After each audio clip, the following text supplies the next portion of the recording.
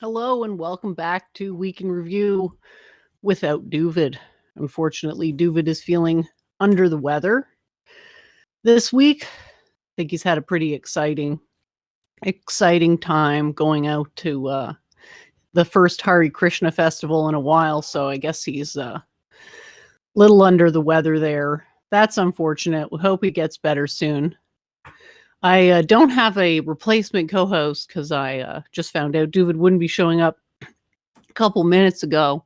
So I'll just wing it with what I have here this week. So far, this week has been, I've been just sort of resting a little bit because that article I wrote, not last week, but the week before, it was a bit, yeah, I don't want to say, tiring, but sometimes it's good just to take a break when you create something really big, just to step back for a while and take it easy. So that's what I've been up to.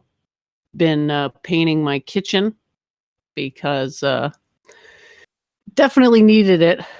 So working on that now. And yeah, watching everything unfold. I'm sure people have been watching and following with bated breath what's been going on in the United States.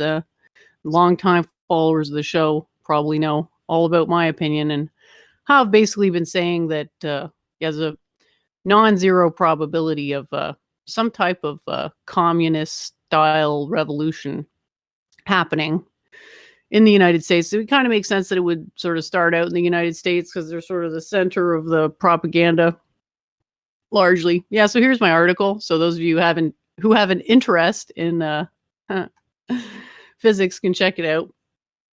It's I think it's pretty. I don't know how easy this would be to understand if you had no experience in physics, but I'm trying my hardest to make it quasi-accessible. I think it's not impossible to understand. It just takes a little bit of imagination. And I even made a diagram there for those of you who like diagrams. So hopefully that's a lot of fun. So I've got some stuff here I can go over this week. My week hasn't been all that exciting. I think I went on Claire's stream for all of 5 minutes because she's doing one of her multiple hour shit streams. So there you go. And that didn't last because my microphone was unfortunately not working correctly. But that's been fixed. Or at least I hope it's been fixed. So if it's not sounding great, just please say so in the chat. That would be awesome. All right, so just check it out. What I'm sharing with the screen here, or the audience for the stream, I guess so we can hop right into some clips. Pretty fun stuff been going on this week with regards to clips. There was a guy that I found, I guess, for browsing 4chan, and some people are promoting his work. He's got a pretty big YouTube channel. He's a pretty funny guy. This was the first part that I saw that was semi-interesting in what he was putting out there. Let's keep it moving. Now here's a video of a black woman finna check some Antifa members, some Antifa agents, okay, for giving bricks to black protesters. Watch this. Bitch, don't give no group of black men no bricks. Don't do nothing. All right? Push them on. Why would you give that to them? They gonna get in trouble. You stupid. You a retarded bitch. All of y'all. Why the fuck would you give this to them? That shit is wild disrespectful. I don't give a fuck about your friends. I'm talking about this white bitch giving a group of black men a brick to throw. You know that shit could get you. You know that. Just having that shit could get you killed.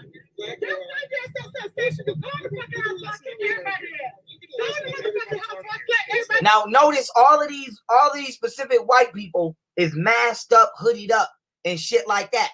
Because those is not normal white Americans. See? Those is not normal white Americans that's minding their business. Those is deep state agents. Now, this woman right here, she's not black.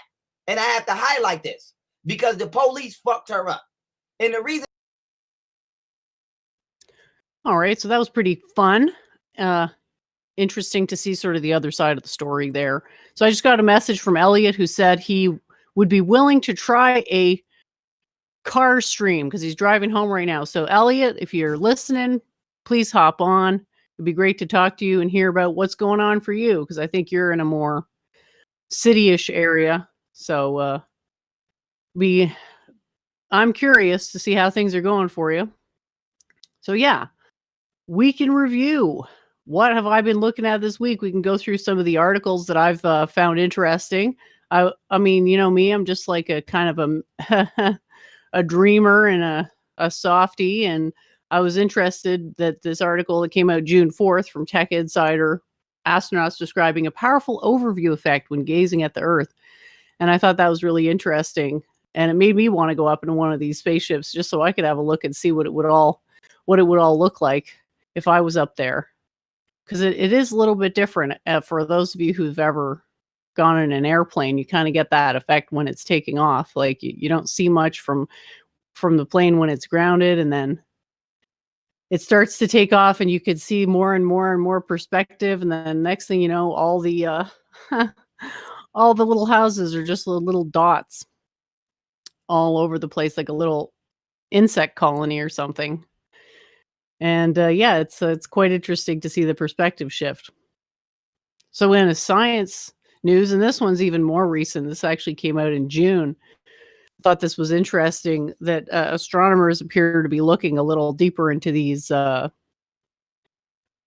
deep space phenomena. That's a very fascinating findings here, that a neutron star was charging up before the latest X-ray blast. So those of you who are familiar with my theory understand that, which probably, you know, all of 0 people. But yeah, basically there's a mechanism for hyperdense matter. So these like neutron stars type things. These regions where gravity coalesces because there's a bunch of mass, and mass creates gravity spontaneously. So they're just basically self-attracted.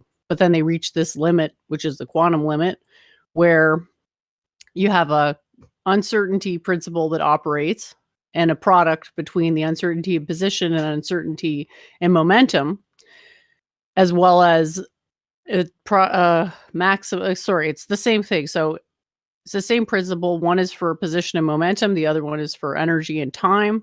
So if you have 2 waveforms that are in the same quantum state, one after the other, in a short enough time difference, you're going to get a fanning out in the distribution of energies.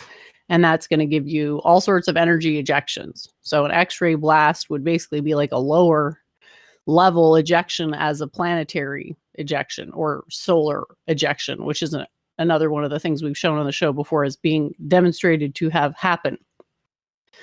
So because the X-rays don't have any mass in them, that's considered lower energy than mass. So that means basically you had some exclusion, some quantum state exclusion, but just not as much as would be required to generate a full planet. So that's that. I thought that was very interesting. I always find it also interesting when I find articles that talk about string theory being wrong, because it's just so darn popular and so frequently promoted by so many pundits that, you know, and this is going back to 2015, but yeah, maybe, you know, what if you're wrong, buddy? What if you're wrong? So I thought that was interesting. And this one going back even longer, talking about, is quantum mechanics controlling your thoughts? So I thought that was interesting. This was like 2009. So this idea has certainly been around for a while, but it's interesting to kind of see how the jargon has evolved a little bit, because I don't know how long people have said the mind's a quantum computer. I hadn't heard that exact formulation when I started saying it, but hopefully it's gaining some traction. But yeah, they do make a reference in this to I believe they made a reference to the advance of sort of the consciousness studies domain, and how they had observed that photosynthesis is a quantum mechanical process. And the way they can know that is because of the energy that is lost in transition. So there's very little energy lost in transition, because it's essentially just energy moving out throughout one quantum field, which would be the least amount of energy loss upon transition. So that's probably how they were able to come to that conclusion. Yeah, here we go. So Fleming and his colleagues at the University of California and Berkeley have discovered that the driving engine of a key step in photosynthesis, the process by which plants and some microorganisms convert water, carbon dioxide to sunlight and oxygen and carbs, that's powered by quantum effects, so more efficient by far in its ability to convert energy than any operation devised by man. This cascade helps drive almost all life on Earth. Remarkably, photosynthesis appears to derive its ferocious efficiency, not from the familiar physical laws that govern the visible world. Hello, Elliot. Thank you so much. Hi, Jen. What's up? Not too much. You are on the screen, and everybody can see you. Nice to talk to you, man. How is your week so far? I'm gonna drive home. Oh, there you go. Can you hear me? Yeah, you're a little low, but I think it'll be okay.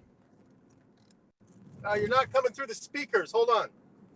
All right. So Elliot is just going to get his audio figured out, and we'll be able to have a chat with Elliot. I'm still not hearing you. Hold on.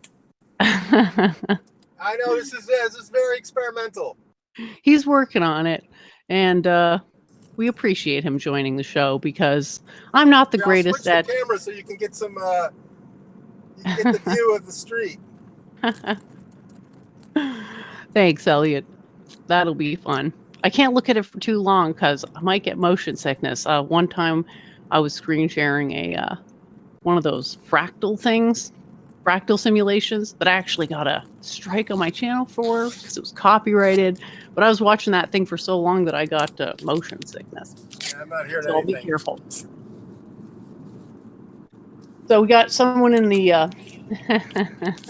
okay, we got someone in the chat, Manfred von Thistlebaum, who wants to know, did a big solar flare just occur? I have no idea. So I hear conflicting reports about that because I've heard that we are actually at a solar minimum, and I also heard the opposite, like, oh, the sun's powering up for a huge corona mass ejection. So I can check to see what they're saying, but I have heard basically conflicting reports on that. So who knows? It's a bit of a mystery. Can you hear me yet, Elliot? All right. I think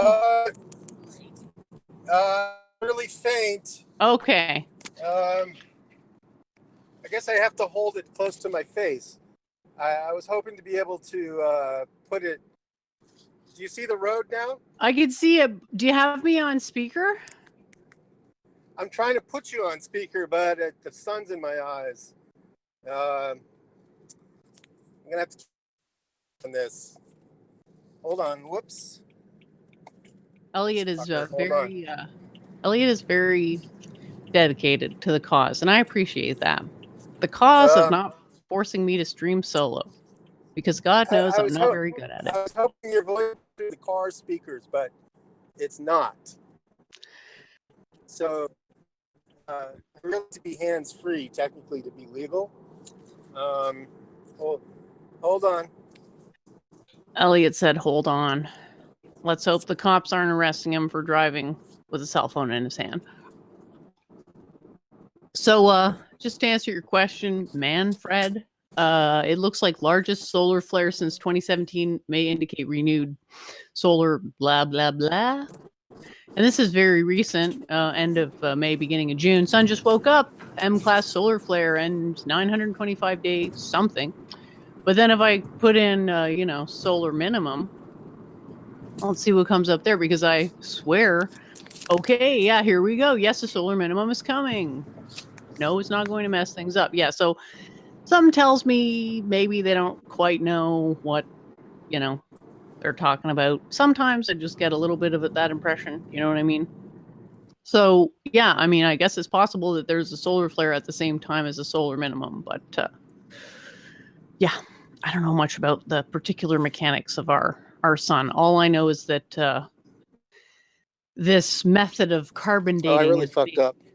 Uh-oh. What's going on, Elliot? I took the wrong exit through all this. Well, we're going to go to Half Moon Bay, apparently. Oh, no. That's terrible. I got, this is just immensely bad. So it's not one of those things where you can just go right back to the highway and get right back on? Yeah, I'm gonna. Oh Jesus, I gotta think of that. How did I do this? And we could take You Route know 1, what? but man, that would be a while. It'd be scenic. And A add some very time though. scenic route. I don't think I have A that much very time. I'm scenic gonna have to get back on 17. Hold on a sec. Yeah, I'll be back with you shortly. Okay, thanks, Elliot. Yeah, so those of you who remember might remember that Elliot used to be my streaming partner back in the day, and I think we had a Saturday show. That's what we did, and I don't remember if we were calling it Week in Review or what we were doing, but it was just basically meant to be like a spin-off Luke show, because this was like back when Luke was kind of in the pre-Coughness Critique days, where he was like hosting pretty exciting blood sports on his channel, and he's since sort of moved past that. But back in the day, Luke Fords used to be, where a lot of ship posters went to see if they could get a wrench on his channel, because as those of you who watch Luke know, he tends to wrench up pretty much anybody who is reasonable and responsible, so to speak. So that's always a nice vibe. So yeah, let's hope Elliot can get back on track to getting home. Doesn't look like there's too much traffic there for him. And also doesn't look like I there's was any... able to turn around, so that, Oh, good.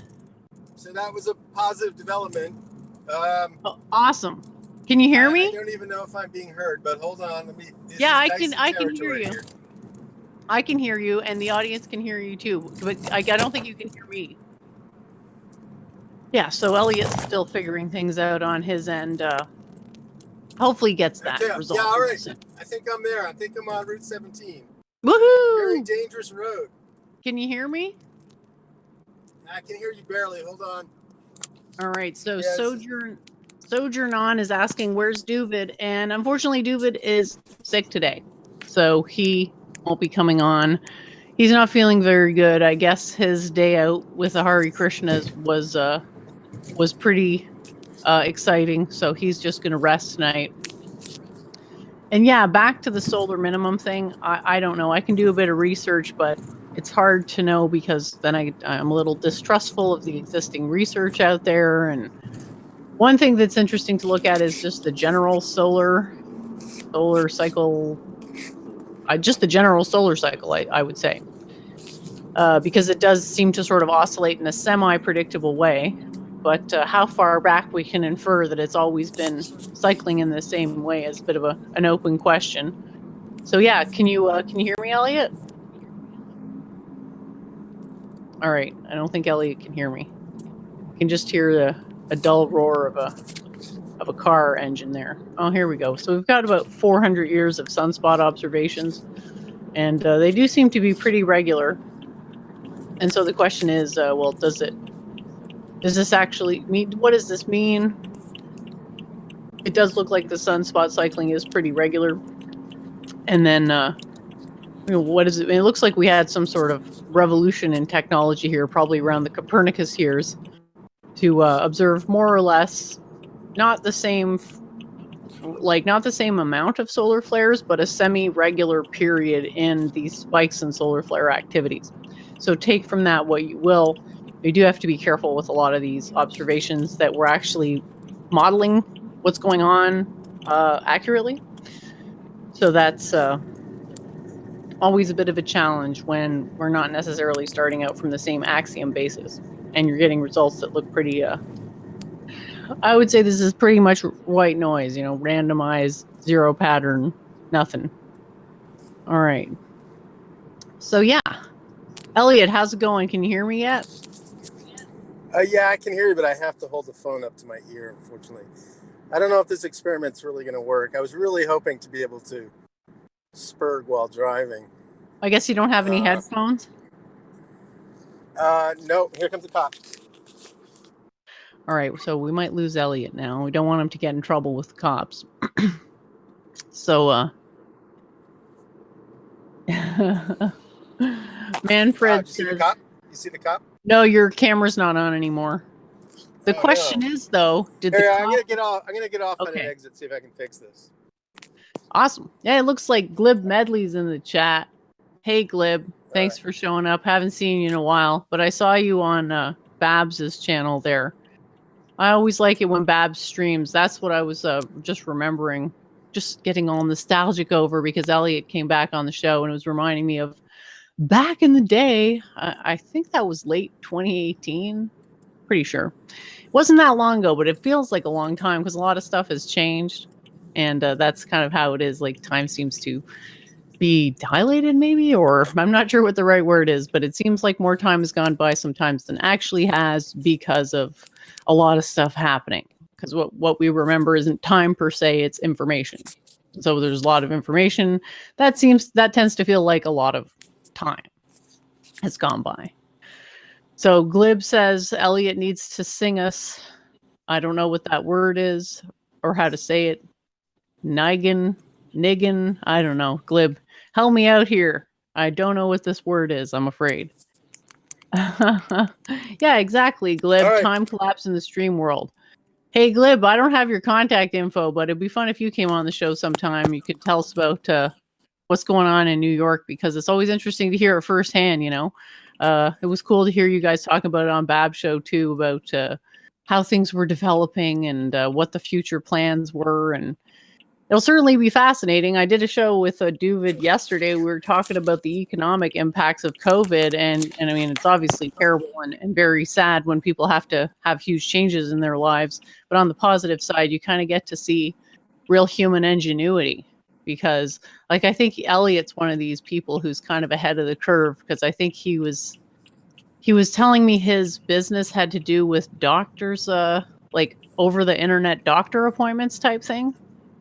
And as you can imagine, that's a very, that's an industry that'll probably go up in market share, because maybe it is possible to do some doctor appointments over the internet. Probably not all of them, but I mean, it's probably better than a lot of alternatives like phone calls, just for that doctor-patient care vibe. So, for example, that industry could get bigger and could see a lot of interesting things come out of this, in spite of all the challenging things. As they say, necessity is the mother of invention. All right, so are things figured out on your end, Elliot, or can you hear me yet? Okay, I basically did a giant loop and ended up from where I started. So I'm gonna see if I can do this right. So once I get on the highway, I'll be able to fiddle with the audio. But sadly, I can only hear you through the phone speaker, and it's not enough. And I think for me to hear you, I have to put it on speakerphone, which might yield a bunch of road noise for you. I don't think so. I mean, you could try it on the speakerphone, and if there's reverb, I'll hear it. How is my audio quality currently? Your audio just dropped out. I think you should just turn the camera off, because it's probably eating up the bandwidth. Because when you're really all the nice California highway system. Well, it certainly looks nice and warm out there today. That's for sure. It's perfect. It's like 68 degrees with a nice breeze. Oh, is this the time of year that's your California? favorite? It's the only. Well, no, it's the worst. So I'm in Santa Cruz right now. I'm trying to go home to San Francisco, which is about like an hour and 20 north of here. So I got an hour and 20 in the car. So I want to do some streaming because I had some eventful things happen today, which would have been fun to narrate. But I think we're just like a few sandwiches short of a picnic here. Well, I don't mind waiting and seeing if you can get it to work. But you said you didn't have a headphone, eh? Yeah, well, yeah, if I can get your audio to come through. Oh, we're passing the mechanic that I was just at. Here you go. There you go. So there's a whole Luke Ford connection to this, which I think would make for an interesting story. But yeah, I really want to hear it, because I was just reminiscing about Luke Ford, because Babs did a stream the other day and Glib Medley did it, and Glib Medley's in the chat right now. He has such a nice. Yeah, I know. I heard that stream. I woke up at 4:00 and I saw it come on, and I got all misty because it was nostalgic for the old days, And yeah, they're great. That Monsieur guy is pretty funny and pretty smart too. Yeah, I'm hoping they can recommit to doing those. All right, hold on, I gotta pay attention here. This is where I fucked up last time. Oh Jesus! All right, North audience. So Oh, thank root God! for Oh, I Elliot. just Root for hold on, I Elliot, who gotta- is now trying to take the right exit for the second time. Let's go, Elliot. All right, I'm looking for Route 17. Oh God, Watsonville, Half Moon Bay, Free Ranges, North 1. I don't want North 1. I want. All right, I'm gonna have to not do what I did last time because that resulted in a infinite Detour? loop. You know, this is really embarrassing. Gotta say, it's not a proud moment. All right, here we go. South? No, we don't want that. Soquel Avenue. Oh.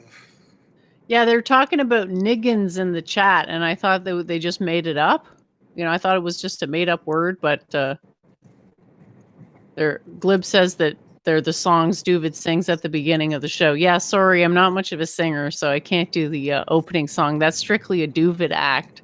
But I'll let him know you guys miss him, and that you can't wait for his next appearance on next week's show, when he'll presumably be back to 100% health once again. So, did he get the old COVID, or what? What's Doovid sick with? I don't know. All I know is that he went out to a Hare Krishna thing basically all day, and then he sent me a message like 5 minutes before I started the show saying he didn't feel good and he couldn't do the show tonight. So maybe like maybe he got too much sun. That's my guess. Yeah. Oh boy. If I'm reduced to using a map, I'm gonna really. I think hate there could be myself. something, somewhat cute about it. Something, kitschy, like, hey, can I get some help? Maybe it'll help people go in a direction of, caring more about their neighbor, and will avoid a social collapse. Just to be Yeah, I think social collapse is about 60%. I think there's a 60% chance. Really? I never evaluate things in a probabilistic way like that. Like I usually will just say like 100% or 0%, but to say 60%. So you're saying it's more than likely, but it's not that likely, basically. It's more than likely, but I think there's like a 40% chance of somehow salvaging this situation. I mean, if it were just the race thing, that would be one thing. But if it's race plus COVID complicating factor, who knows? Oh God, this is just embarrassing. What the fuck did I do here? Hey, do you have a, oh cool, you have like a window on top of your car. Very nice. Oh yeah, it's got a sunroof. Oh, sweet. Yeah. Looks like you have a pretty nice car. Yeah.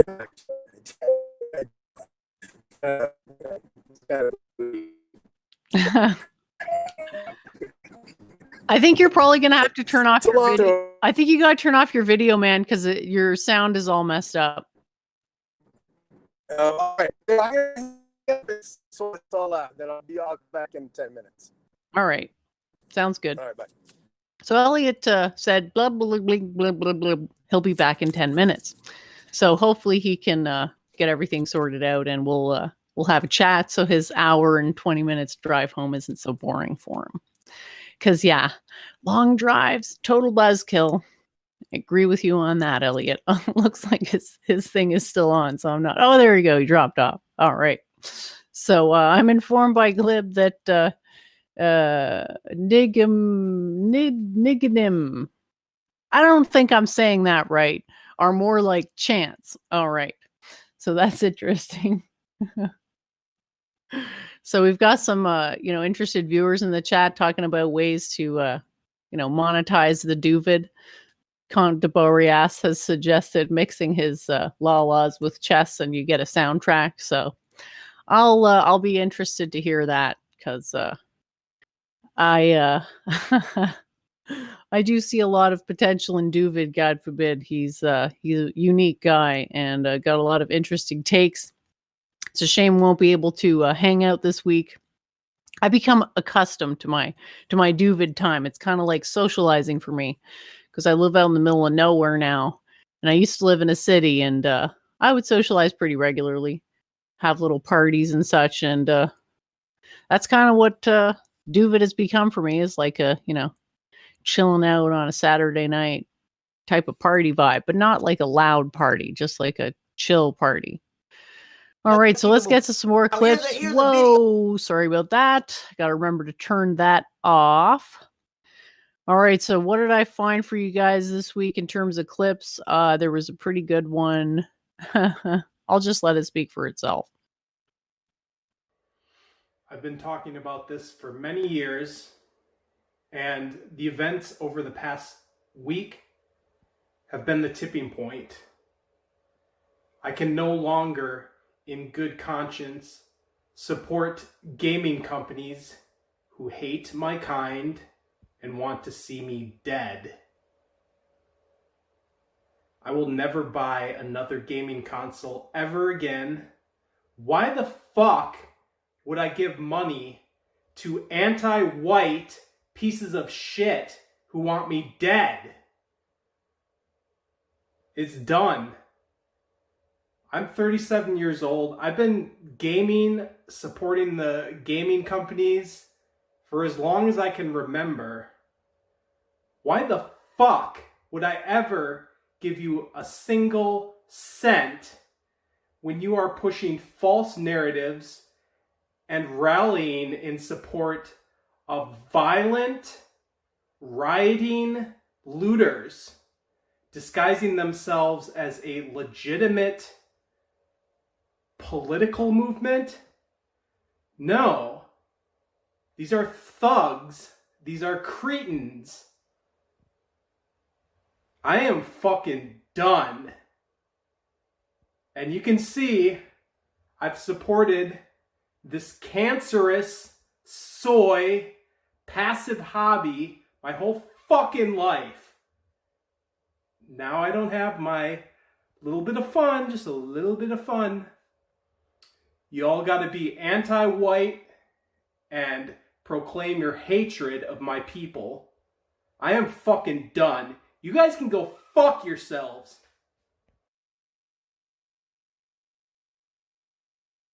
Alrighty, so I hope you found that as hilarious as I did, because that was that was another one, big channel, pretty big channel, and yeah, I guess they whoops, they aren't too happy that all the money they've put into the video game industry has not been returned in kind. Yeah, I'd call it micro-viral. I mean, if it makes its way to 4chan and it gets like a lot of replies, like in the 150 to 250 range, yeah, it's probably, could call that micro-viral. And then it would be like full-on viral once there's memes being made about it, right? So I don't think we've seen too many memes about that guy yet, but I'm sure there's a couple floating around. All right, so let's see what else I've got here for you guys in the clips before Elliot comes back. Yeah, there was something interesting that was coming up. I don't know, for those of you who watch the this Mick Spencer group, they seem to be taking the attack of describing ideologies in a religious type framework. Oh, here we go. Hey, Elliot. Hey, how you doing? Is the audio any better? I can hear you just fine. How about on your end? Can you hear me? Yeah, I can hear you a lot better. I guess video does affect things. Awesome. At least the volume. But I have to hold the phone to my. I can't mount it on the dashboard like you're supposed to. So a little bit of risk here, but whatever. I'm willing to go with it. Well, thank you for taking the risk to make the show much better. I really appreciate it. Okay, but part of I'm a little bummed though, because part of the appeal would be to have the nice sort of sunset California highway scenery, but I guess we all must suffer these Well, one of Desperate these times. days. Well, yeah, one of these days we'll have it all ironed out. So, so anyone else on the call right now, or is it just you and I? It's just you and I. Why don't you tell us about how your week has been going? I'm sure you've got lots of stories for us. Oh, it's just depressing. Um, the whole, I don't know. I got triggered this week when I saw all of those people kind of kneeling and praying in some sort of pseudo-religious manner, taking the knee. I don't know. I've been able to sort of keep this at a kind of, ironic distance, but seeing that image just pushed me over the edge. I could no longer joke around anymore. I don't know if you had that experience. Seemed like a week where everyone's nerves got frayed. I mean, I really just started destroying friendships on Facebook because I just couldn't stand all the virtue signaling. Yeah, a lot of people that happened to them. It didn't happen to me because I long ago sort of gave up on the idea of like convincing friends and family with facts and logic. I still sometimes try with some of them because I think they can maybe understand things, but yeah, there's just so much resistance that ends up leading to conflict and then resentment. And I think there's kind of resentment on both sides because I don't know your friends, but I'm assuming they don't really understand your position. And I'm guessing you No, they don't. I'm guessing you understand their position probably better than they do. So it's kind of a frustrating duality, right?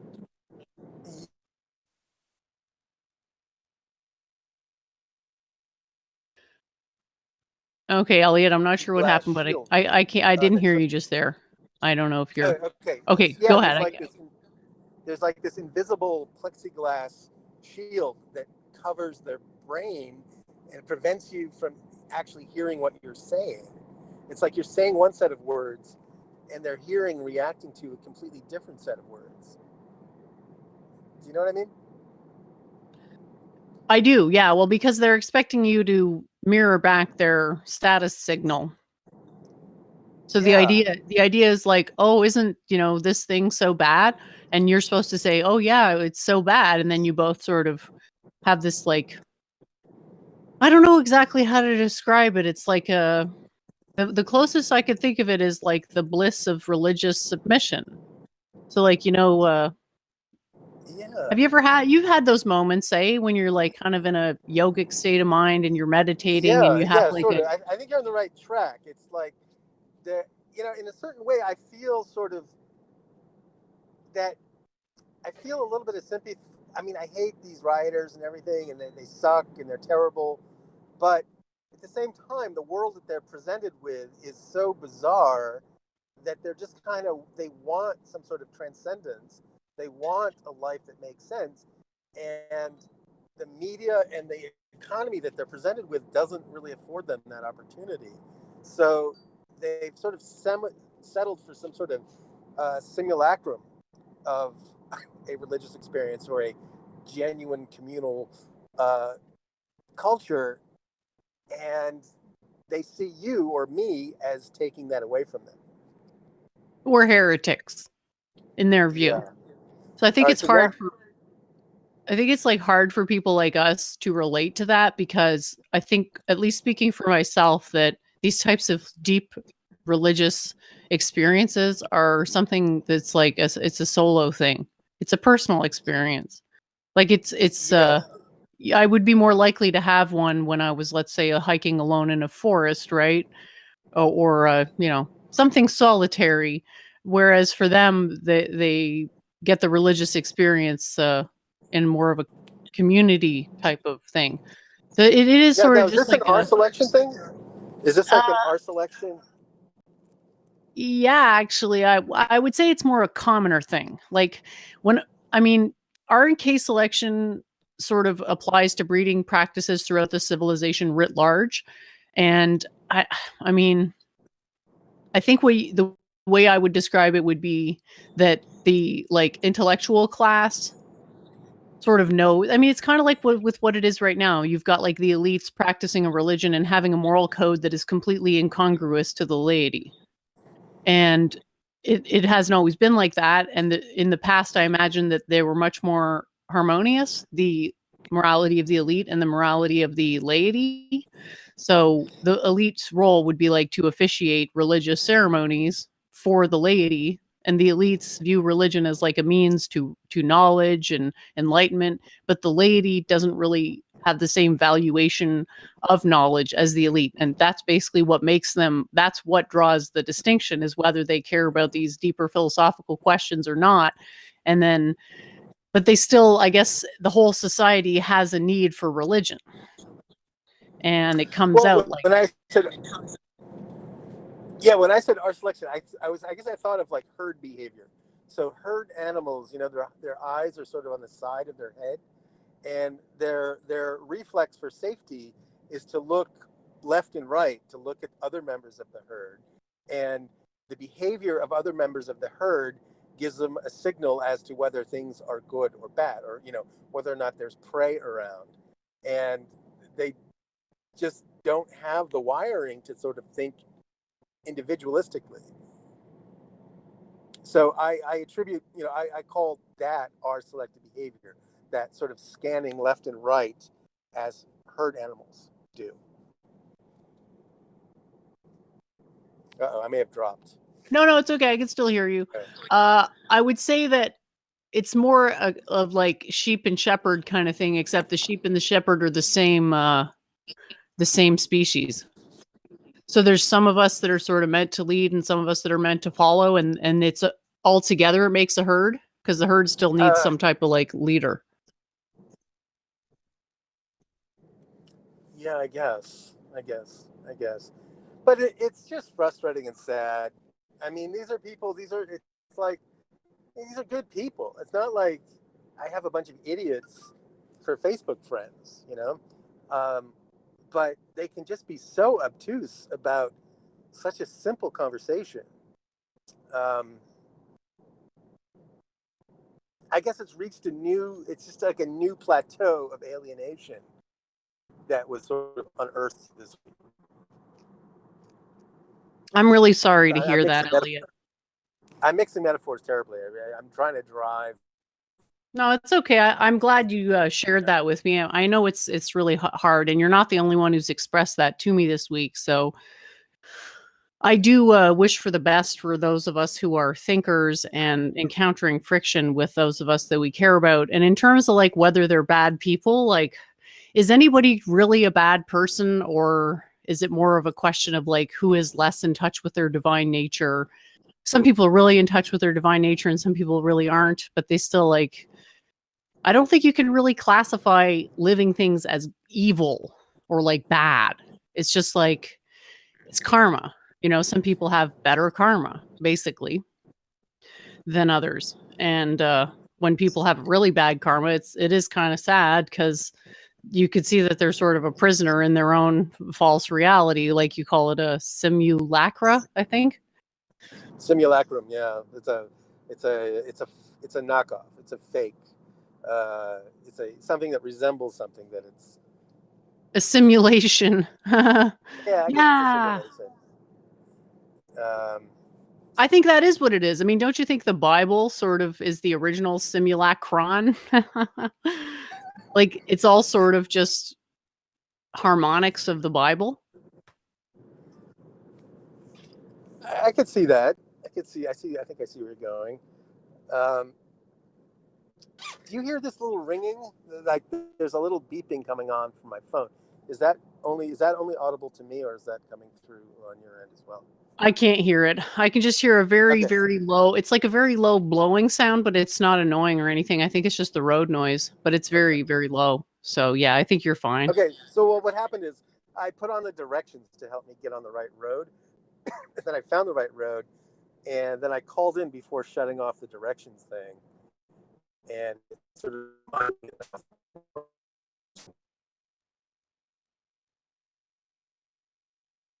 though, because it's sort of like I'm on like a nail biter road here with lots of winding turns.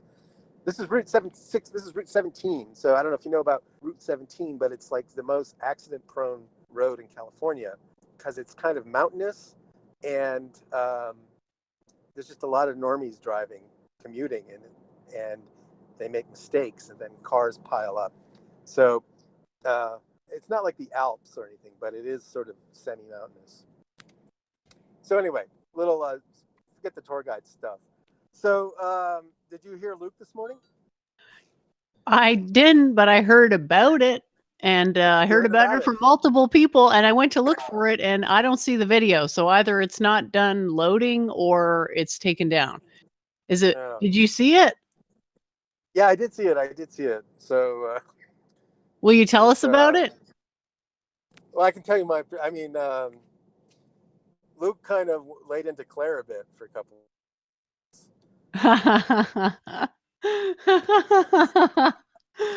Wow. She managed to piss off Luke Ford. That's impressive, because Luke is not usually the confront someone directly when they've pissed him off type. He's more the make a code of conduct and be sort of really, really sort of I don't want to say passive aggressive, but maybe indirect. So the mask slip did it.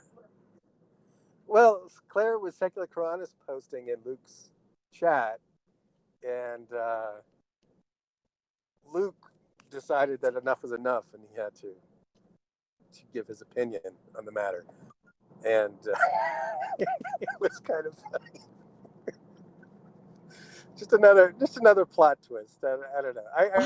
I figured you would have seen it by now, and we could discuss it. But well, I can't even see it on YouTube. So, is it possible it got taken down? I guess it's possible. I just assume. I don't remember anything terrible having been said, so I'd imagine it's still up, but it's certainly a possibility. Well, I can check again. Well, I figured that would have been the topic du jour, but apparently not. Is Claire in the chat now? I banned her from the chat, but if you want, I can send her the link. I can make the exception for you if you want. So send me the link and see if we can get, we can sort of digest this experience together. A good conversation. Yeah, I feel like if you're around, I can handle it, because you're like you're kind of a calming. You're a bit of a calming influence, and she seems to be on better behavior when you're around. So that's good. Okay, yeah, send her a link. Let's get her take on it. But I think there's a major rift in the community now. I'm just so surprised because another thing that happened was she got banned off the Cotto Gottfried chat. Yes, I know. And then she made a stream about it. Yeah, I know. So yeah, well, hopefully she's listening and she'll join. Glib says in the past week, Luke has been taking his streams down and re-uploading them days later and editing out wrong think. Okay, thanks, Glib. Can you send Glib the link? I don't have his contact, but he'd be fun to talk to. And he's in New York, I think. I don't know if I have his contact or not. All right. Well, I'll put my email in the chat, and Glib, if you want to come on and talk to us about what's going on in Glibland this week, we'd be happy to have you. I want to know if Glib and Babs tend to stream more often or not. Yeah, that would be cool. Yeah, it's nice to have that overnight experience, the Insomniac stream experience. It's just always such a cast of interesting characters is what I love about it. And it just seems, I think it's gaining steam again. Because it's great content, but specifically late at night, there's something about, at least for my time, it's like in the wee hours of the morning, which is like the perfect time for such a, eccentric stream. I mean, there's definitely big brain content, but there's also a certain surrealist dimension to it too. So yeah, I really do hope they do more of it. I hope the Babs cast can come back.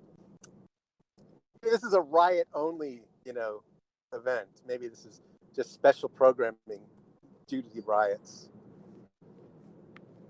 Yeah, I'm not sure. I think it's like I think there was a bit of a lull around the COVID thing because it was just so much dissonance, and it happened so quickly. But now I think people are like adjusted to the dissonance, and they're just like they've stopped expecting things to make sense.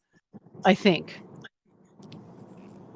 maybe that's just me speaking about myself, but like I think there's like a little bit of expectation of things making sense, and then there's just so much craziness that it's like, yeah, forget it.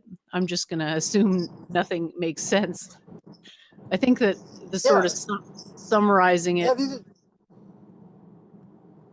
there's like Sorry. three like independent strands that are interacting with each other, and each one is like absurd in its own right, and then you tie them all together and you just get like transcendental absurdity. Well, there was that screen share from some news coverage where it's like doctors talking about how they don't think the mass gatherings for protests are dangerous for COVID, but that they don't want to understate the importance of quarantine measures during COVID. So it's like, It's like it's written in 1984. This doublespeak is like it's been documented. Like there's a piece of literature that goes into this phenomenon in detail, and people just march right on as if this has never been discussed before. And you point this out to them, and there's, like I said, there's this plexiglass layer that just prevents them from recognizing the irony. well, they don't think the same way that you do. Most people don't think logically. They think like retroactively, like they do something and then they try to rationalize it. And I think that's most people. So Yes. that's like backwards from the way that I think. Right. Well, they start with a body of feelings, and like you said, they just sort of layer on sentences that are sort of internally coherent, but they don't make sense in aggregate. They don't connect to one another in a coherent way. And I don't know. It's worth. I don't know. It's so frustrating.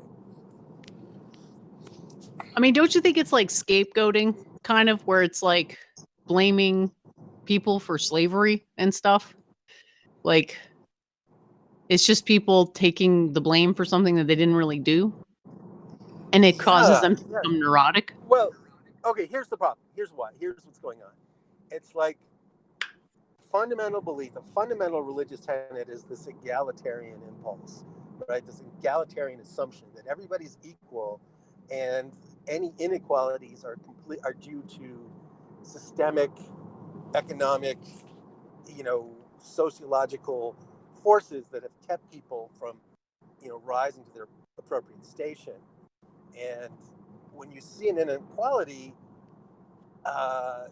so when they look at, you have an ex-con, right, who pointed a shotgun or something at a pregnant woman and was imprisoned for 5 years. This is the cause. This is the then, and then you add to the fact that he's likely to have been sort of whacked on fentanyl, and this is the person that we're supposed to rally around as having been hard done by the system of justice. It's like there's just no appreciation for the context. It's like you just look at the very superficial aspect. Yep, he's black.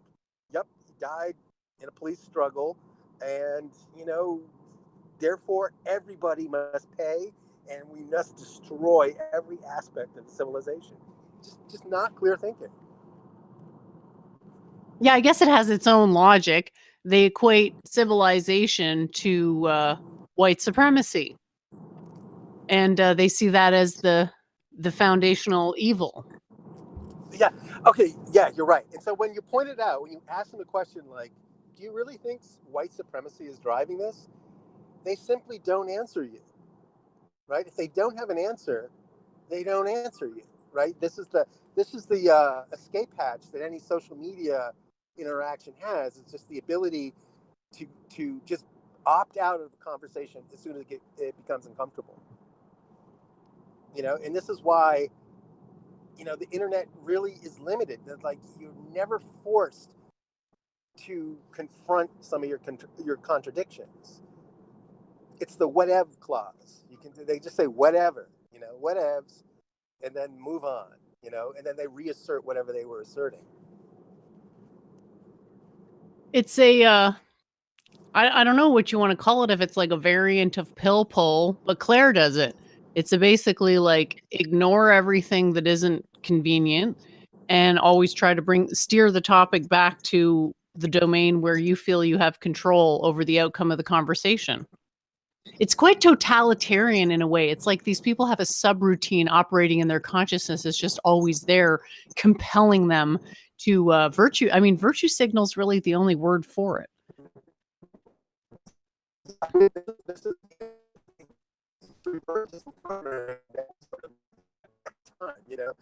Sorry, you just roboted for a second. Can you just repeat that? Yeah, I'm in a little bit of here. It's this pre-programmed scripting that they have, and then whenever they get confused, they just hit the button, and out comes the noise. Yeah, cognitive dissonance. That's the thing. Yeah. It's like it's unrelatable because it doesn't cause cognitive dissonance for people like us in the same way. Like it causes, probably anguish and despair, but I don't really think anybody who knows what's going on is all that surprised or shocked by what they're seeing happen now. Whereas these people are literally shocked to the point of like becoming kind of really angry in a lot of cases by what facts can be presented to them. Like I don't even try. Seriously, I don't even try. I just put the gas on. Like I just pedal to the metal, I basically I take what they say. I take what they say and I agree with it and I amplify it in the direction that is along my narrative, because there's truth to what they say. So it's unfalsifiable. It's just a false attribution problem. So it's like, it's a way to sort of blame themselves, I guess, because that's what the propaganda says. And they think that by blaming themselves, they're going to take responsibility and change the outcome. I think that's basically how it works. All right, hold on a second. I got to make a turn here. Okay, here's my proposal. Everyone needs to adopt a Karen from their Facebook feed, and they have to focus wholly and solely on this one person and try and rehabilitate them. Right? And recognizing that it's going to be a multi-month project, but you're just going to sort of meet them where they're at and then just reason through the steps carefully and slowly and kindly, right? So you can slowly bring them back into some sort of sanity. So, I don't know. What do you think? I think it's just like an addiction problem. People don't change until they hit rock bottom. I think that's one of the things they say about these people with addiction problems is they kind of have to have a wake up call, and they have to sort of recognize it as, wow, I really fucked up to the point where I need to change. I think in terms of like picking a person and trying to work on them is probably going to lead to frustration, because the level of self-control the person doing it would need to do it correctly would be more than what most people can do. Because even people like us, Elliot and I, who do have a lot of self-restraint and who do have a lot of knowledge, we still have cognitive dissonance sometimes. Like even highly intelligent people can get cognitive dissonance, because essentially what they're doing is that they're speaking to the other person as though they were speaking to themselves. And they're appealing to the things that they themselves would be convinced by. It's just that logic doesn't convince people. What convinces people is coolness and confidence. So it doesn't, I hate to say that it doesn't matter what you're saying, but for some people, yeah, it literally doesn't matter what you're saying. It's whether you believe what you're saying and whether you have a confidence which people aspire to. So a lot of people in a Well, position like us don't have a whole lot of confidence because we've been getting beaten down by people our whole life. So our confidence is often quite low and our patience is even lower. And so it often turns into a fight. And then as soon as you get deadlocked in a situation where both people have cognitive dissonance, and AKA a fight where people are like both aggressing each other and not really listening to what the other is saying at all, it's pretty much, it's a lost cause at that point, isn't it? well, yeah, I agree with you say. So, it's like I'm proposing this because by agreeing to take on this challenge, it's going to force us to restrain our anger to a level. It's going to require more restraint than we've ever exhibited before in the past, right? Because there's going to be a freak out. They're going to freak out and lash out at you, or me, whoever's doing the deprogramming, and our task is to simply remain calm and neutral and unaffected by it, and still try to keep the conversation alive and engaged without having them shut down. I think that if you approach that, I don't think it's a bad idea in and of itself, so long as your expectations are realistic. So if your expectation is not success, but rather you're seeking to improve your own rhetorical strategy, regardless of the outcome, I think if that's the dedicated attitude that people take, then it could be very positive, because there is an art to what you call restrained aggression. So basically, if you lose your temper, right? And you're like, "What? Ah, how could you blah blah." You kind of lose in a way, right? Because you're sort of showing a side of yourself that is somewhat shameful, i.e. animalistic and like highly unrestrained, right? But I mean, when we've all been there, right? When we lose our temper with someone, we don't really care how we look. We just want to sort of vent. Right? So Yeah. So, like for me, like there's like, I my default reflex is to go to the sarcastic barb, you know, and um, that doesn't work. It totally shuts it down. it doesn't work, and I get really hurt by it. But it's just so damn satisfying that it's impossible to resist. Oh, You know? can I make a suggestion, just a slight change to it that's like maybe Oh, did I less lose you? negative?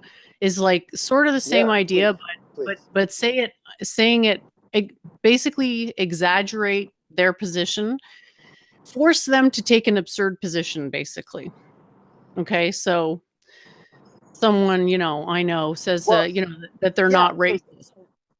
They claim they're not racist, and I say, well, I think you are racist because you moved out of a city, and the city had way more multiculturalism than where you moved to. Well, no, I'm not really racist because I just prefer the country to the city. And I'll say, well, I don't believe you. So basically, flipping the script is very useful because it tires them out faster. You're not trying to be sadistic and torture them with like Alinsky tactics of holding them to their own standards, but you want to like make them realize on a subconscious level that you can play the game and you've already won the game. And there's just no way they're going to get to a position where they can one up you in a moral, in like a, well, I told you so, I know better sense. Because the whole pulling moral rank thing, for a regular conversation, I think it's quite improper to pull moral rank at any point. Like, who wants to be friends with somebody who looks down on them? right. It requires like just complete egolessness, to not try and drive the. Hold on. Sorry, these exits sort of spring up on you. Okay, here's my technique. It's called the A, B, or other, right? So you first, before you engage with what they say, you first clarify. You get them to clarify what they're saying. You try to restate what they're saying, and just try to just in an effort to be accurate. Say, so you're saying this, this, and this. Do I have it correct? Right? And just you rephrase it in your own words, just so you know that you're understanding what they say. And often enough, just this simple question alone triggers them because it makes them rethink about, oh my God, I can't see The sun is right in my face. They can't see.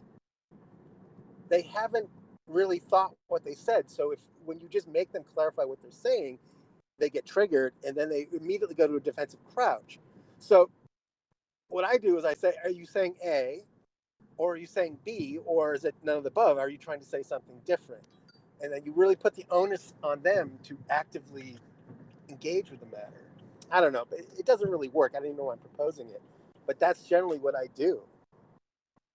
Why do you think it doesn't work? Because I don't think I've tried that particular tack. Well, it's because anything that tickles their sense of cognitive dissonance just puts them in a defensive mode. So as soon as you get to the heart of an issue, you're going to start encroaching on the borders of their own cognitive dissonance, and that's going to be loss of self. They're going to start to feel the eerie tinglings of loss of self. Yeah. And you can't hit them with the core truths that I'm sure we all want to. But yeah, so I mean, doesn't it make sense to like agree with them, not question anything they're saying, and then say that you heard someone talking about what they're talking about and just trick them into watching a red pill video? Oh, but nobody, no.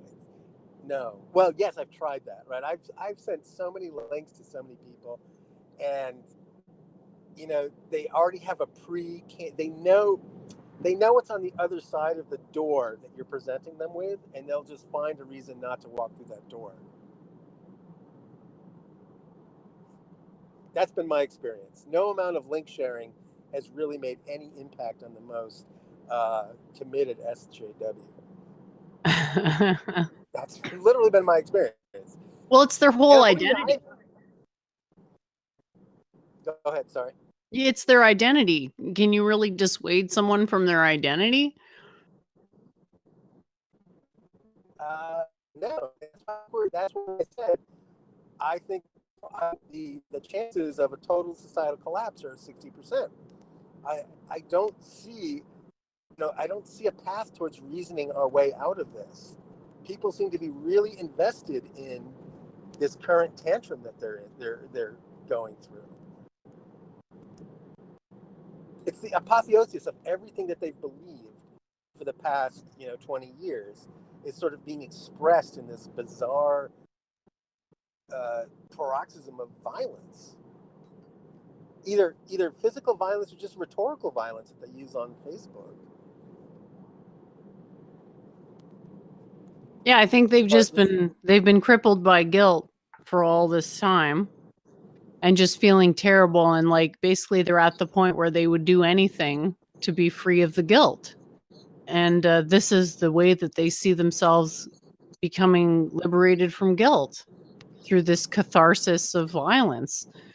And yeah, maybe you're right. Like this is maybe how they felt when the Christians were first rising up in the old country. Yeah. Well, and the sun's in my eyes. So how does this resolve? Like, how do you see things playing out? What's the next big headline going to be? Good question. I was looking up the history of the communist revolts in Russia. You know anything about that? Not in any detail. You mean 1917 or prior to that, or I was more just looking at revolt? It was more looking at the timeline. That basically the timeline between when, like the important years that I looked at were when the original Social Democrat Party was formed, and then when it finally took power and took over the military, because it didn't happen overnight, right? So yeah, you're not going to be able to see it, but the audience will be able to see what I'm about to load up here, because I think it's important just to understand the history, right? Because like history does in a way repeat itself, like not verbatim, but all the karma from history that doesn't get resolved eventually plays itself out. So that's why people say like, well, history, may not repeat itself, but it certainly rhymes, or even just the cliche of history repeats itself. And that's just one of the sort of facts of karma, is if you don't really learn your lesson, you're sort of bound to that behavior pattern until you learn your lesson and consciously exit that behavior pattern. So I've got a timeline here of the rise of the Bolsheviks, and unfortunately it's cut off the year where the Social Democratic Party was founded, which was in 1898, and it was founded in Minsk. It was the first Russian Marxist party. Okay, so 1898. And then you fast forward to 1917, so that's about 20 years, and that's when the Bolsheviks seized power. So, Okay, so you're saying like the whole thing takes 20 years to sort of full fruition. he was around actively politically for 20 years before he assumed power. Yeah. So I'm not saying that that's exactly how it's going to go down this time, but it's just to give people an idea of profiling, like what are we actually, like what type of sociological transition are we really looking at? So it's important to study history. Another important thing to study is the Crusades. There was a lot of stuff that led up to the Crusades. It was hundreds of years of colonialism in Europe from the Middle East. So that's something that a lot of people don't understand about that, and how we could be on the precipice of something similar. But right now we're faced with an ascendant China, which we never really were faced with before, because China's conflict was largely confined to civil wars for most of its history, I believe. I don't know how much you know about Chinese history, Elliot, but they've sort of had a bit of a hot potato of just like basically ruling families succeeding each other in very short time frames for the last 2,000 years.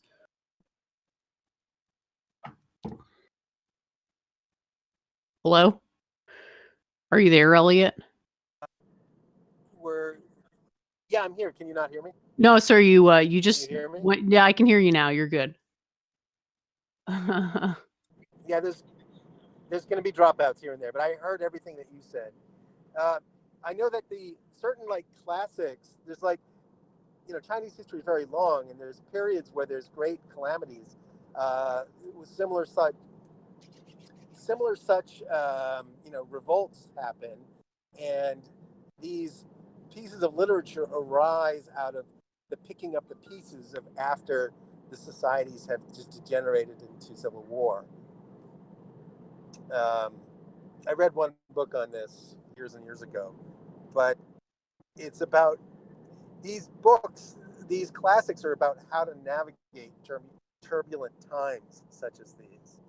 I can't pronounce what Lietza, Liehtzu is how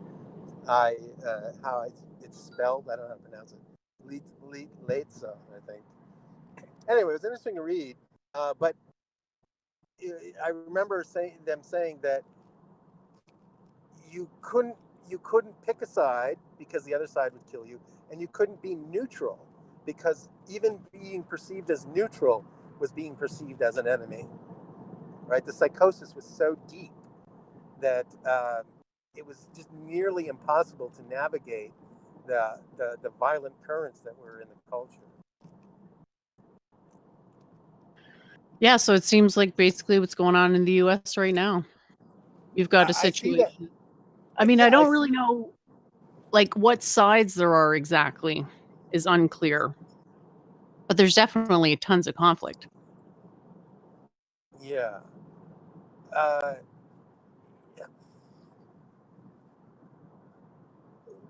Well, at the end of the day, it's still a haves and have-not conflict.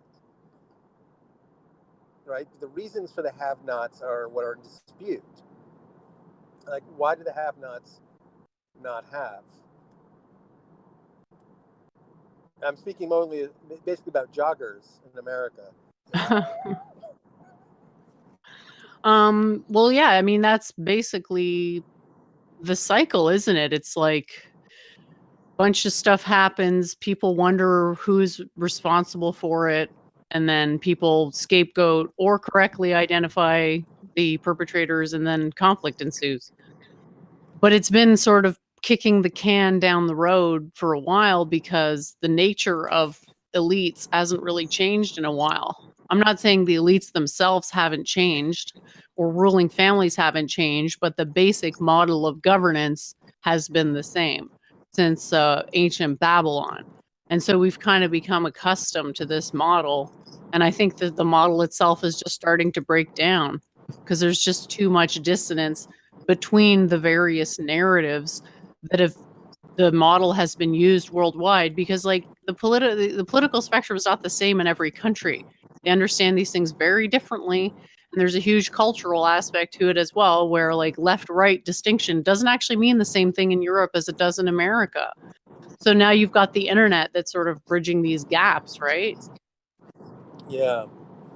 Yeah. And there's a lot of dimension too. there's a lot of disinformation out there. So you've got a situation where people kind of dig their heels in and they don't want to change their scapegoat or their narrative because I don't know. I mean, maybe they just feel like they've lost so much already. They don't want to lose any more.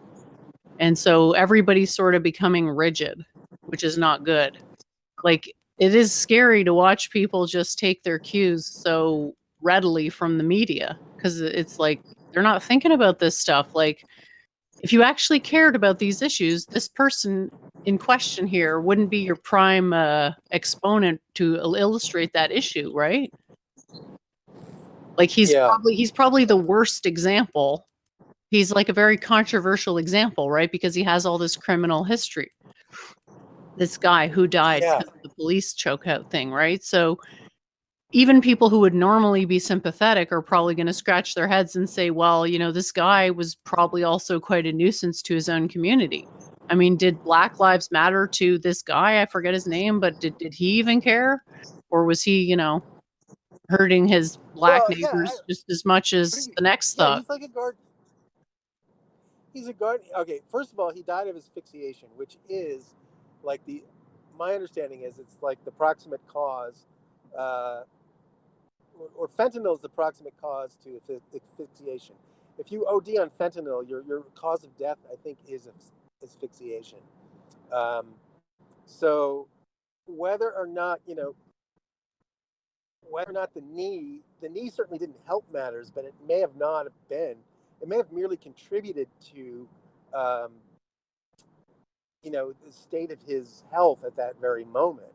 So not that anybody's ever going to engage with such a picture, but we're so far beyond the ability to even broach a nuanced argument. We can't even broach a basic ABC type of argument.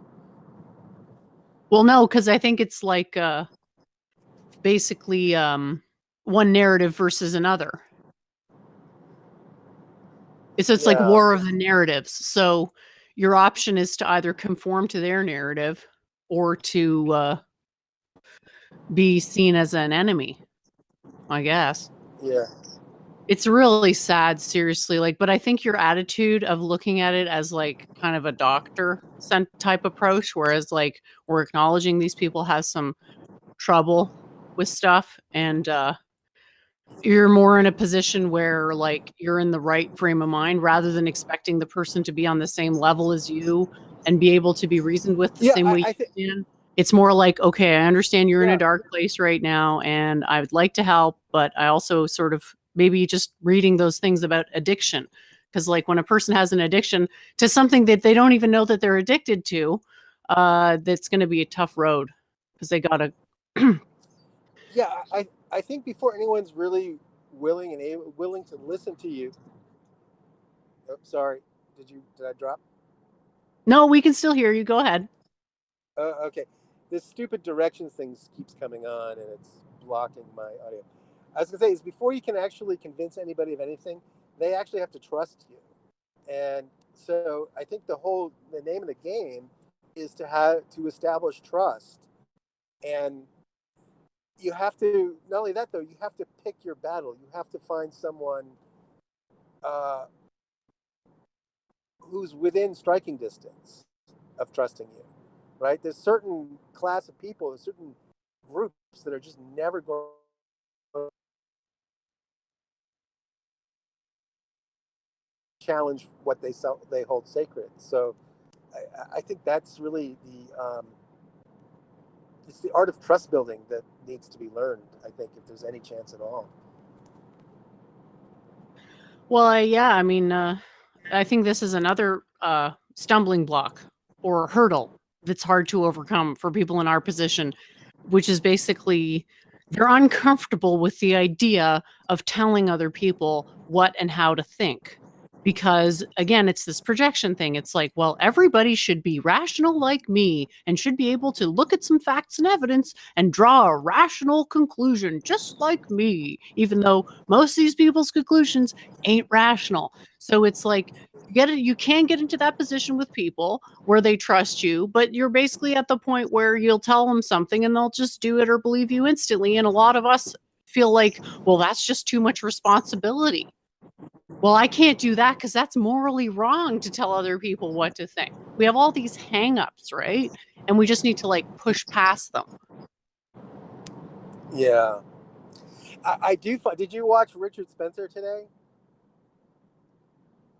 Actually, I did. It was fascinating because he seems to have assimilated this idea that ideology functions theocratically, which I'm sure you remember. I've been harping on this for a while, that ideologies will sort of evoke these religion type pathologies, i.e., worship of idols, worship of people who embody the ideals of the system, ritualism, right? So what we're seeing right now looks a lot like Yeah. ritualism, doesn't it?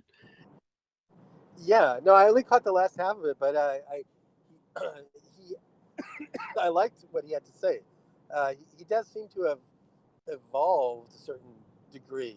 I did find him interesting. Like Richard's very interesting. Like sometimes he bores me to tears, and sometimes he's like really spot on. So I thought today's cast was pretty interesting. I'm trying to remember. The sun's in my eyes, so my memory's blank.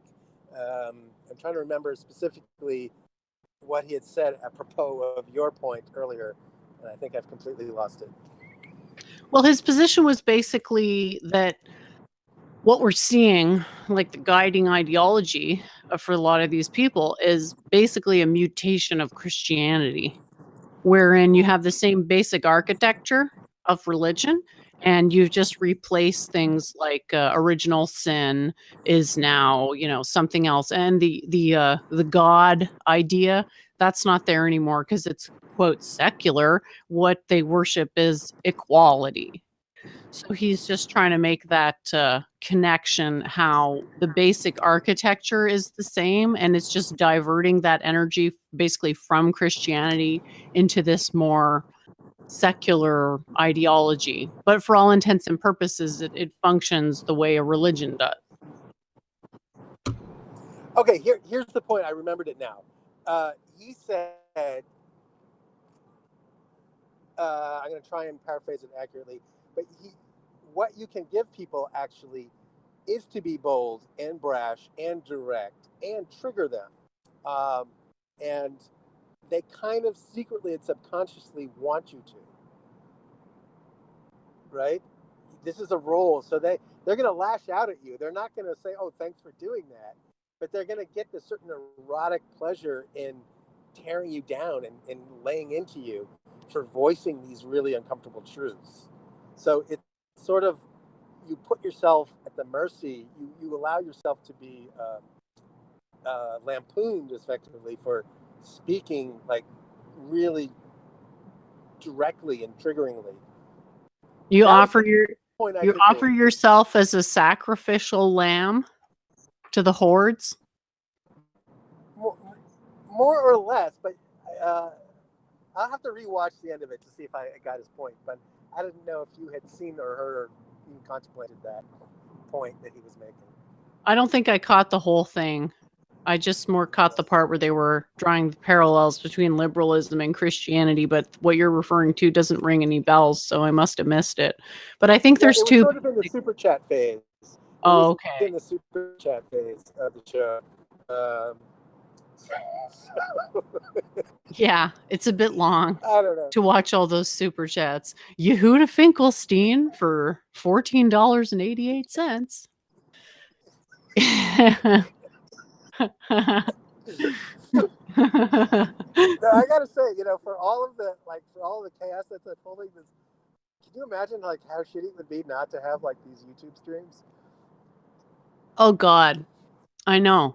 It's like finally I've been feeling the stress, like the stress that people are feeling now. I've been feeling that forever. And now that stuff's actually starting to get hot, I'm actually less stressed out because I'm thinking like, yeah, things could actually change now. And people could stop because obviously they're being driven by some type of moralism. I mean, sure, it's a superficial, vacuous, completely incorrect, illogical moralism, but it's still essentially a moral impulse that's being directed, like a type of emotionalism and a desire for justice. And so, Fundamentally in a way, you well-intentioned, can't really right? blame them That's because they're just like not capable of, and it's sad because they're not capable of coming to their own conclusions and actually getting a perspective on things that doesn't cause. I mean, it's got to feel like a prison to have that much dissonance at all times. Like yeah. basically, And I think if someone if somebody sort of goes and punctures that dissonance, I think there's a certain element of gratitude that they have for that, even though whatever they say is not going to, they're not going to immediately thank you, right? They're going to lash out at you, but underneath it all, I think there's going to be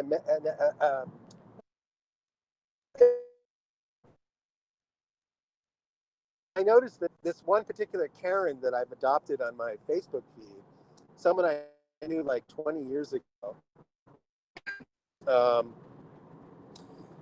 I contradict everything that she says, but she sort of really never drops the conversation because she knows at some level I am telling the truth. And, I take really meticulous care to, write my sentences out and, perfect grammar and punctuate appropriately, so that there can be no sort of, sideline attack that you can launch on me. I really compose my responses very methodically and judiciously.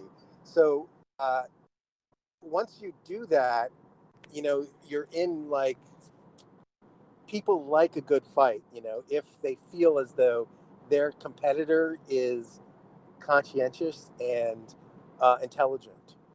And I think that's sort of a lesson that we can all use, is to just craft your responses it's really clear, well-presented English. I like that. I don't know if I quite have that much patience with people, but I like it. I think there's kind of a couple of urges that are operating. Like if you cause someone cognitive dissonance, they get upset and they may want to hurt you or kill you because they want to reduce the cognitive dissonance. So they're going to attack the source of the cognitive dissonance. That's where the shoot the messenger metaphor comes from.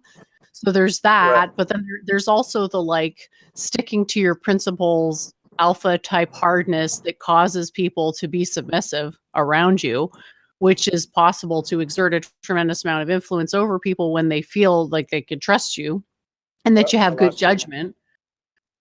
Oh, I'm just talking about how people form bonds of trust, basically. And I lost 1 second.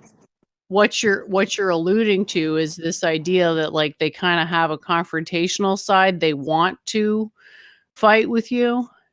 So it's kind of like cubs play fighting. Like that's sort of what they would like to do, and that sort of allows them to stay in their echo chamber because it's all essentially about creating an identity, right? And understanding through the lens of that identity, kind of understanding the world and your place in it.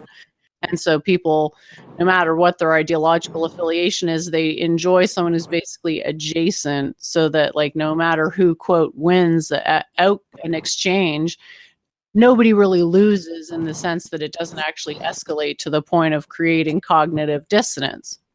I think for me, that would just be too exhausting to try to constantly empathize with them. And I would feel like I was just doing so much work just to communicate, and they were just saying anything without thinking, that I might start to resent them too much to want to bother with that. So how do you get past like And, that resentment? I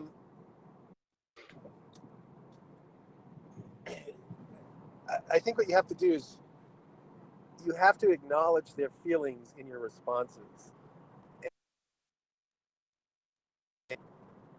and say, comma, but I think you're missing this principle. And this principle is more important than how you may feel at any given moment, that type of thing. But I think I'm dropped. Sorry, you're cutting out a bit there, Elliot. I'm having trouble hearing you. Yeah, I'm in a bad spot. I don't know how much of what I said was heard. I'm going to be in and out of connectivity. Maybe I should just call back when I get home. I'm about 15 minutes from home. Sure, sounds great. I'll carry the show until then. All right. Talk to you soon. So yeah, All there right. was All right. Talk to you soon. All right. okay, cool. All right. All right. Bye. There was Bye-bye. somebody who sent me an email about half an hour ago saying they wanted to come on the show. So I did send the link to that person. So if they want to come on the show, they can. I won't say their name because they emailed me from a private email. So I don't know if they want their name spoken out loud, but whoever you are, if you're still listening, you've got the link in your email. So feel free to drop on. Just please don't break the YouTube terms of service. And I enjoy talking about all sorts of stuff. I really do. I don't want to have that stress of like worrying that the stream's going to be in trouble. So we must find ways to be creative in how we express ourselves. And yeah, I think it's actually good practice because otherwise you kind of get stuck in your ways, you know. The whole scapegoating approach only goes so far, and change doesn't really happen until you take responsibility. That doesn't mean that you accept the blame for things, because God knows there's no single individual responsible for everything you see now. It's a communal effort. The civilization we've built has been a communal effort. Elliot, can you mute? I can hear your car sound coming Oh through yeah. the I can't even see my phone because the sun's in my eyes. So as soon as I get and I'm in like heavy traffic, so until I get a safe spot, I can't even. I just gonna have to unplug my phone, I guess. Or I'll just shut my phone off. I can't even put my phone up because if the cops see me talking on the phone, I'll get pulled over. So it's like I'm in a heavy cop zone. So all right, hold on. Oh boy. Well, thanks again to Elliot for coming on the show and helping me out a little bit, because I do enjoy it. I'm just kind of an introvert, so rambling on for hours doesn't exactly come naturally to me, but I'm working on it. Always trying to improve my my skills there. So we've got some questions in the chat. I don't really understand what King Kush is saying, whether he doubled his Bitcoin. Yeah, I'm curious what you guys think about Bitcoin, because it really seems like one of those things that could go either way, because it is sort of propped up by belief. Like if people believe that it's a more of a safe haven, then it'll become one. And if they think it's crap and worthless, well, it will become that way. So you can kind of see this effect of co-creation of reality really coming out in the markets, especially speculative markets with no underlying asset value, which are actually way more common than you realize. Even the money itself is sort of a speculative asset because it's not based on an actual tangible commodity. So, yeah, whether Bitcoin works out or not is actually dependent on what people believe about it. Bitcoin doubled in value in a few weeks. Yeah, it also collapsed in value quite a bit. If you guys remember what's happened historically with Bitcoin, I can pull up the price history of it and show you guys what Bitcoin has looked like. All right, so see if I can find a history of it, because it's not back to its historical high. I don't think it went down quite a bit, and It's a very risky investment, to say the least, because as soon as the government decides they're going to legislate in any way which would be prohibitive for this market, you're going to see some problems for sure, and there will be a lot of winners and losers. You hear these stories sometimes about people having like, oh, they used to have 120 bitcoins and they sold them for a piece of pizza. So that's sort of goes to show you what a casino it all is. But yeah, something like Bitcoin's basically a real-time demonstration of the power of the mind to co-create reality, because its value, I mean, largely based on what people believe that its value will be, and what it will be in the future, in the distant future, and so forth. So I've got a graph here.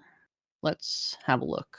I'll load it up for people who are interested. Yeah, so there's a graph that's just today. So even within a day, there's been a $250 variation in price, which is quite impressive. So when you see these, all right. So what are we looking at for a universal maximum? Is a $19,000 in 2017, the end of 2017 there. So probably around the maximum that it ever got to. Oh, where did it spike to there? Oh, yeah, there you go. There's your universal maximum. And now it's at about half that much. So it hasn't even made it back. So if you had bought at the top, you'd still be looking at a 50% loss. And yeah, there has been a gradual uptick, but who knows? It's like I said, it doesn't have an intrinsic value. It actually costs money to keep this thing running. So it's Comte de Boreas says that it's risky. It's basically NATO's currency. I don't know about that, to the degree to which like what the proportion of public versus private ownership of the Bitcoin asset. I have no idea. I'm not even sure if that's a publicly listed thing. So yeah, before Elliot gets back, I guess we can play some more clips. Let's see what else I've been looking at this week. So I've got some interesting stuff from Indian lore. Ayurveda, for those who don't know, is the medical discipline in the eternal tradition. And found a pretty interesting, or had it sent to me, linked to this pretty interesting Ayurvedic doctor. So I'll give you a little clip of that. Hopefully you like it. With that much expenditure of energy, whereas a kapha person will be able to sustain and he will win in a marathon. So all long-term expenditure of energy, kapha will succeed. Short-term expenditure of energy, vata will be very prolific. So these are tendencies. We begin to understand how our energies are flowing, and then if you go with that flow, you can make your life very productive. So I was just giving one example of it. Pitta is the transformer. Pitta is always changing one thing into the other. So if there is a vata person, you can find everything in the room is in a disarray. You can know a person's personality just by walking into his own personal space, how he organizes things around himself. If you go to a pitta person's room, it's very tidy, very structured, very organized, but things are dynamic. You can find things are rearranged. After some time, the design has to change because pitta is transformed. He doesn't want things to be in the same place. Although it's very structured, there's a lot of change, development and movement. A kapha person, if you have given him something and he has kept it somewhere, you can be at peace. It will not move for many months or years. When you go back, it will be there. So you can find the kapha people, they keep things, they make one arrangement and it stays like that for many, many years. They are very conservationists. So how your personality expresses comes from the way you manage your energy. This is the concept of doshic constitution.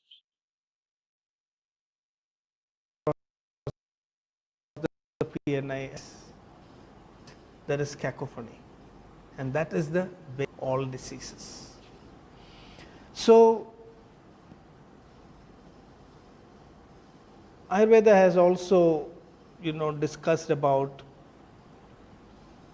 what is the nature of the mind. Are there many minds? Because you can see there are so many centers in the brain, the visual cortex, the auditory cortex. Every part of your body, both sensory and motor function, seems to be controlled by different centers. Yet there is tremendous coordination in the body as a whole. So they debated on this question. And they came with a conclusion that the mind is singular for one person. And that is why there is a continuity of experience. But the mind is atomic.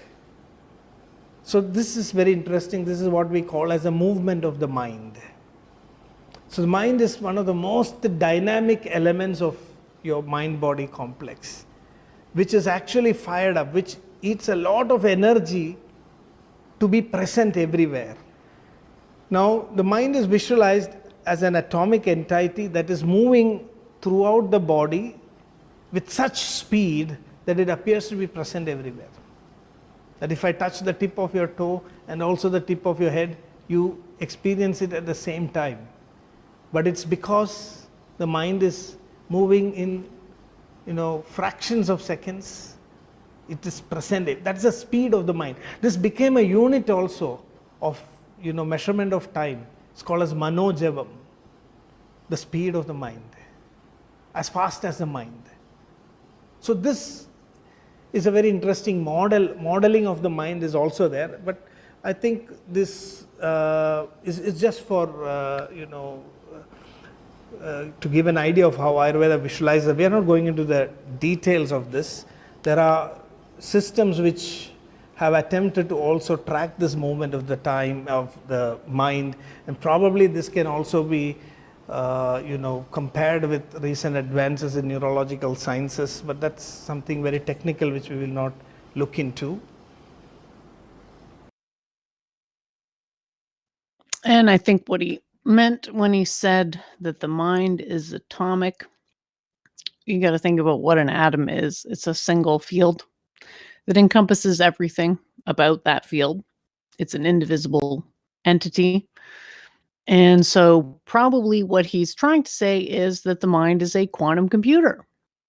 I've heard this before, that the mind is atomic. I think that's essentially correct if you interpret it properly. It's just that atomic can sort of mean different things. Like, obviously, atoms are really small and the mind is not small. So what it means is that the mind is indivisible.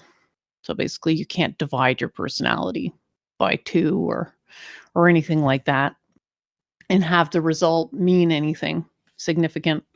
It's basically a nonsensical question, because it only means, the self only means something because it's indivisible.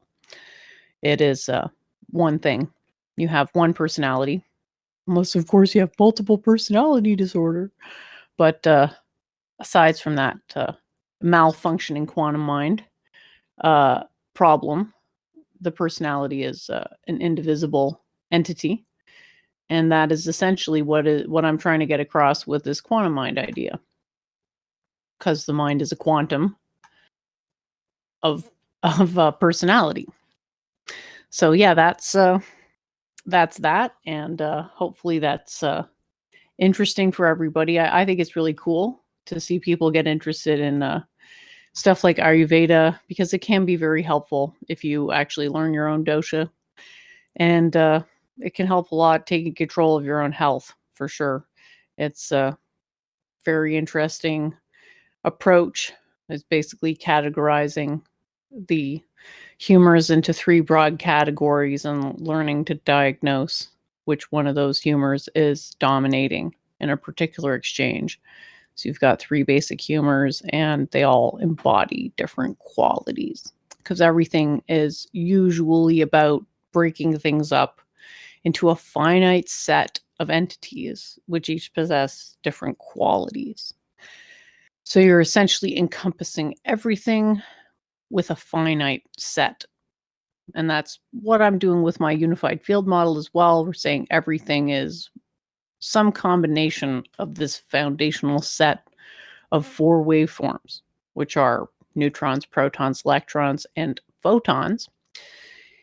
And they get sort of twisted around and permute basically through 4 universal laws, which are gravity, uncertainty, electricity, and entropy. So someone has joined the show.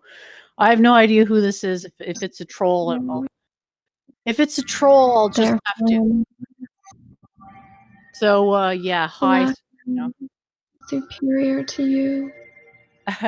Therefore, they are your master. Tell me, what black men are your masters? You are to serve me and your black masters as an inferior white boy. It is your duty.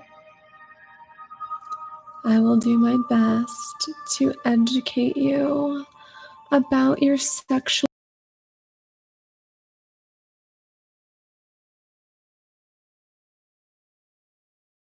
Across the PNI axis. If that connection is lost, it yet, but I think you must have understood that from my various statements on the public space. But yeah, I mean, knowledge is stored information, and knowledge can be accurate or it can be not accurate at all. Knowledge is this stored information is usually built through a process that can have an evolutionary element to it. For example, the knowledge that we have in our brain is stored often through reward systems. Some of them, like food, like someone who learns a job is getting rewarded by money and food, and he's storing knowledge as he gets rewarded or punished according to his performance on the job. You can also be rewarded by social rewards, but no matter what is the reward system, it builds information that are mapping something in the cognitive system to the outside world. And some of the mappings can be kicked out by punishment or forgotten by time or eliminated by various relearnings. Like you can learn something and then you may have a predictive validity of 50%. And then, so your cognitive system has stored some information. It has an input to output relationship with current state of the world and what is the future. It has this relationship and it has 50% validity. So that's what you would have, say, in a coin. T. Torchon says better than 50% constitutes knowledge. JF. Yeah, in the case of a coin, there are other situations where it's not 50%, but in the case of a coin, at 50%, you have 0 stored. If you can be right on a coin flip 50% of the time, you have 0 knowledge. If you can be right 51% of the time, you have a 1 point of knowledge there. Stored information. You know something about this coin that others don't, maybe. Get the discussion myself. You must have thoughts about what reason is. Yeah, no, of course. Like, to quote you from page 10, you say, look, it's one of your ground rules. I respect your intelligence enough to refrain from defining words such as reality, reason, integrity, and so on. We have enough work to do without having to reinvent the wheel. So what I'm basically saying is that I'm happy and comfortable to use, like most people don't use rationality with what they mean. And since you said I'm going to have to end the show soon. But what we're going to do this in part 2, part 3 if needed. We're going to review the entire debate. But now they're talking about reason and rationality. And you know, when I just laid out my vision of knowledge, you'll understand that I don't have much respect for these semantic constructs that reason and rationality are. I can use them here and there because I know they can have some use, but oh my God, James Nees says, if you could, JF, would you impregnate Church of Entropy? Dude, I would be extremely scared about the possibility of a genetic combination between me and Church of Entropy. This person would be born into a world with a gigantic cognitive WiR inside of him? Am I going to be an Hindu invoking 14 dimensions of the mind, or am I going to be an autistic computer programmer? This poor boy or girl that would result from this wicked union would be in high trouble. I don't want to see this creature see the sun. T. Torchon says, Steph at one point seems to concede JF's point about subjective rationality that he balked at. Absolutely. At some point, I win the debate. We're not going to get there tonight. We might get there to around, like when you say someone, you're not acting rationally, or you're being irrational. Well, you're saying that, okay, so your cognitive processes have reached a conclusion that in my view, they shouldn't reach. So there are problems in your brain when you compare it to my brain. That's really what that means. Oh, we have an okay. It's like the Elon Musk launch, except it's not a rocket going into space. It's a baby coming into the world. Mama JF has given a green light on Church of Entropy reproduction. We have a go. It's a go. Oh, she look nice. It's a go.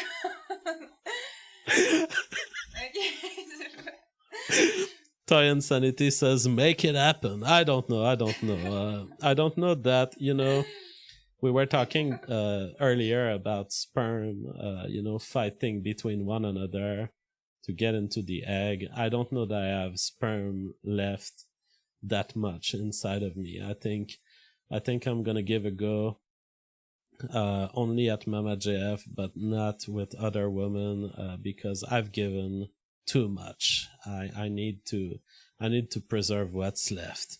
But All right. Well, sorry about the interruption, everybody.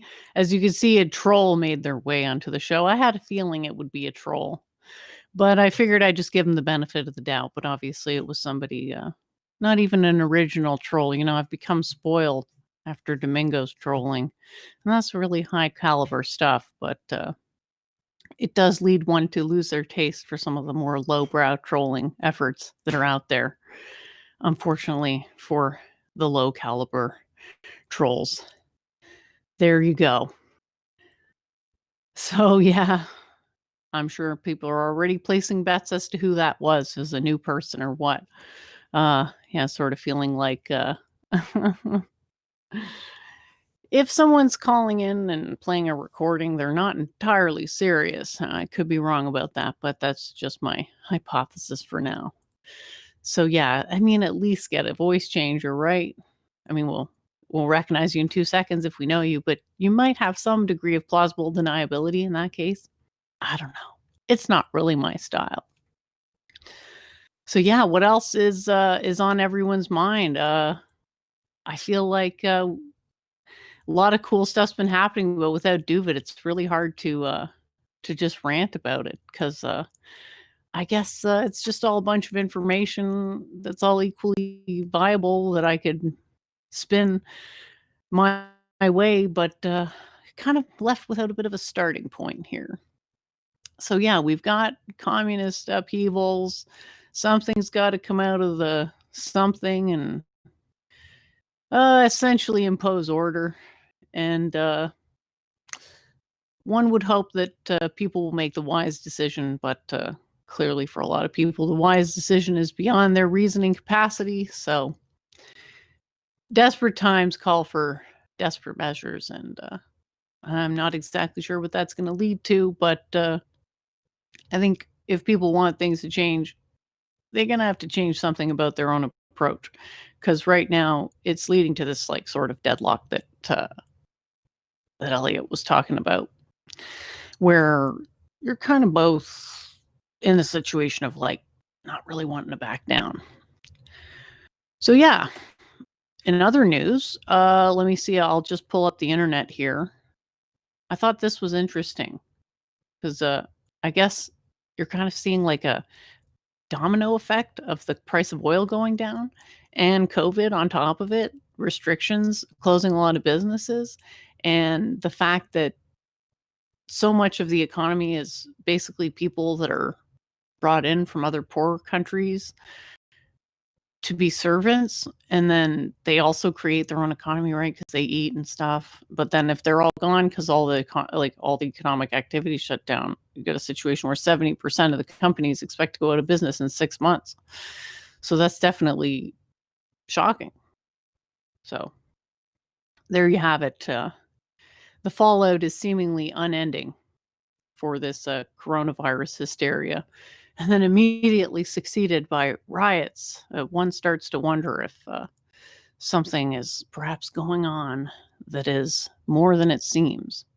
Luckily, I am seeing a lot of people who are pushing back and taking a stance of just total distrust, which I think is a good position to take, to be suspicious for sure, and kind of put the burden of proof on other people to establish what it is that they're saying. Because if you give them the benefit of the doubt, even like what Elliot's saying, if you acknowledge their feelings, you're kind of taking a submissive position. Not to say that it's, categorically bad to acknowledge people's feelings. But once you're acknowledging feelings, you're in a reciprocity situation. So probably not a good idea to have reciprocal style, that type of reciprocal morality, just blanket with everybody, because they're not going to be able to reflect it back to you, which is going to make you end up feeling very tired. At least that's how I feel, because it's like I got to be both sides of the conversation. I got to think about everything I'm saying, and I got to think about everything that this other person's saying that's coming out in a garbled mess and not making a whole lot of sense. And then I got to kind of infer what it is that they're trying to say through their garbled words, and they still want me to take a presumed position of moral inferiority. It's like, where does it end, right? I don't think it's doing anyone any good to just sacrifice yourself for someone else's pathetic, childish, immature emotions. What's good is to not really need other people so much for your own self-esteem. Obviously, other people inform our identity, and that's inevitable. But self-esteem is something internal.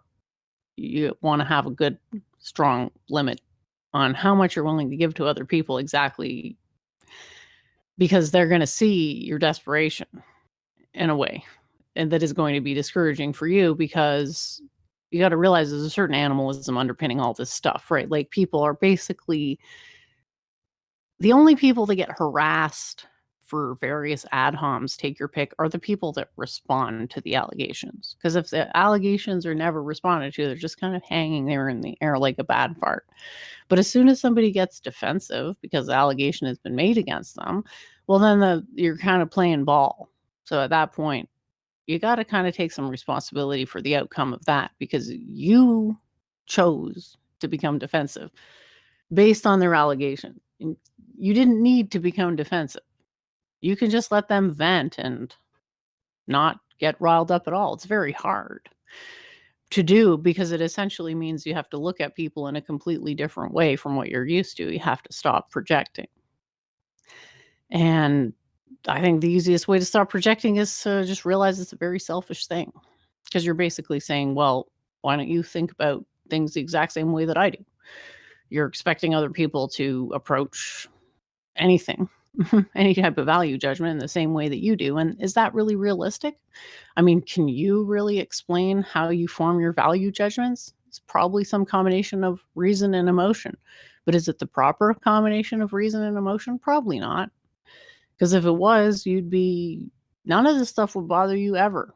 But obviously, we all get antagonized and irritated and cognitively dissonant for a variety of reasons. And the self-improvement starts when I don't want to say objectively, because that word gets tossed around a lot, but it's sort of like taking a step back to a more objective position and trying to evaluate not just what you think you're thinking, but what you're actually thinking, or how. It's more about how.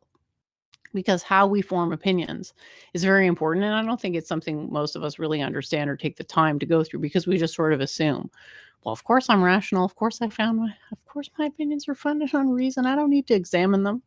But actually, I guarantee you, for most people, not all their beliefs are founded on pure reason, if there even is such a thing, right? Because emotions are true in some sense. They bear some weight on the decision-making process. So obviously, if people are having huge misunderstandings, it's kind of it takes two to tango. So if you could completely remove that projection impulse and realize that people are largely operating on, I don't want to say instinct, but there's a certain impulsiveness that underlies human behavior. Because, like, just think of anybody who's ever lost their temper. I mean, if you ask them, are you a rational person? They'll probably say yes. And then if they lose their temper, you say, well, what about that time you lost your temper? It's like, were you rational then? And they'll be like, whoa. So it's sort of something we slip in and out of. And the lower nature is something that kind of crawls up like a monkey on your back. It's just sort of there itching. And then eventually you get triggered, and your behavior becomes more animalistic. You become more aggressive, less inhibited, and more accusatory. And that's when people start to, say bad things, right? And it's, you got to understand that it's projection for 99.9% of these cases. And so there's two sides to the projection. There's the person coming with a, quote, rational argument, who thinks that the other person can be appealed to with reason, which is usually false.